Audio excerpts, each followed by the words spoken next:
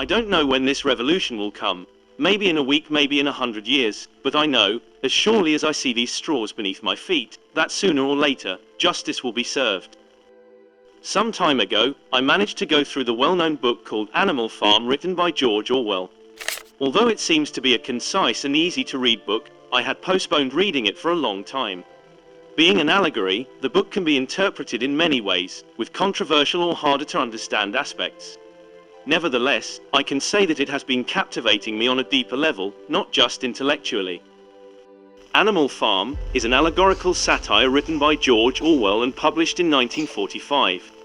The book is a subtle criticism of totalitarian regimes, especially Soviet Stalinism. The story unfolds on a farm where animals, dissatisfied with their human owner, decide to take control of the farm and establish a form of governance based on the idea of equality.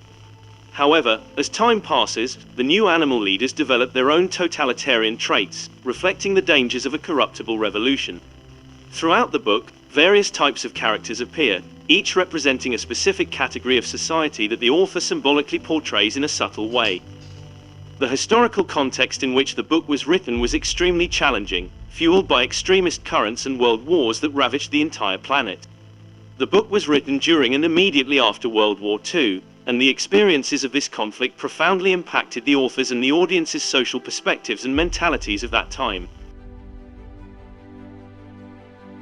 George Orwell, the pseudonym of Eric Arthur Blair, was an English writer and journalist, born on June 25, 1903, in India, and passed away on January 21, 1950. With a prolific literary and journalistic career, Orwell became known for his works exploring themes such as totalitarianism, propaganda manipulation, and social criticism. Orwell volunteered in the Spanish Civil War with the anti-Franco Republican militias, an experience reflected in his work, Homage to Catalonia.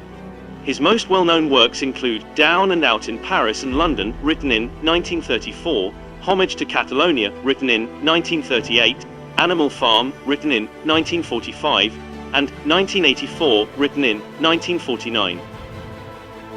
Orwell was known for a clear and straightforward style, without unnecessary embellishments. He expressed his opinions firmly and was concerned with sincerity and clarity in his books. I mentioned earlier the literary genre of the book, it being a political allegory and dystopian political satire. These terms may seem obscure unless given a concrete explanation. Allegory, it is an artistic device that involves expressing an abstract idea through concrete means. In other words, it is like an extensive metaphor that allows a transfer from the abstract, deep plane of meanings to a surface, figurative plane. Allegory can take the form of a story that indirectly presents certain realities. Satire, it is written in verse or prose that criticizes moral defects of people or negative aspects of society, with moralizing intentions. A dystopia or dystopian society is characterized by the presence of authoritarian or totalitarian forms of government or by some form of oppression or social control. In a dystopian world, there is typically a lack of individual freedoms, a pervasive sense of fear or despair, and a dehumanizing environment. Dystopian settings often explore themes of government overreach, social injustice, technological control, and the consequences of unchecked power. There are numerous themes in the book that are delicately highlighted without diminishing the story's atmosphere or the reader's suspense.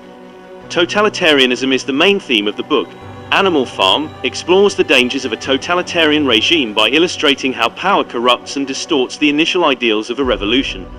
Political corruption, the book emphasizes how corrupt political leaders can betray their initial principles in favor of power and personal privileges.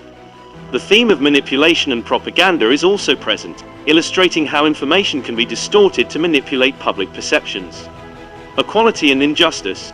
Although the animals aim to create an egalitarian society, the story shows how the initial ideals of justice and freedom are corrupted and replaced with an unjust hierarchy. Social critique. Through the animals, Orwell addresses social issues such as inequality, exploitation of labor, and the human tendency to abuse power. Animal Farm begins with a revolt of the animals against their human owner, desiring to escape exploitation and live in freedom and equality. Under the initial leadership of Pig, Snowball, and Napoleon, the animals manage to take control of the farm. The animal community initially thrives, working together for the common good.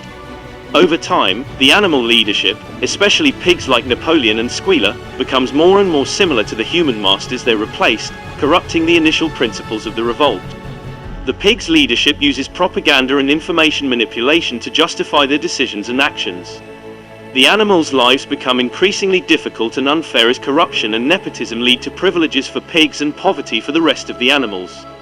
The pigs begin to collaborate with humans, violating the fundamental principles of animalism. Animalism, in the context of the book, refers to the ideological system initially adopted by the animals on the farm after their rebellion against their human owner, Mr. Jones. Animalism is essentially a set of principles and beliefs that promote the idea of equality among animals and resistance against human oppression.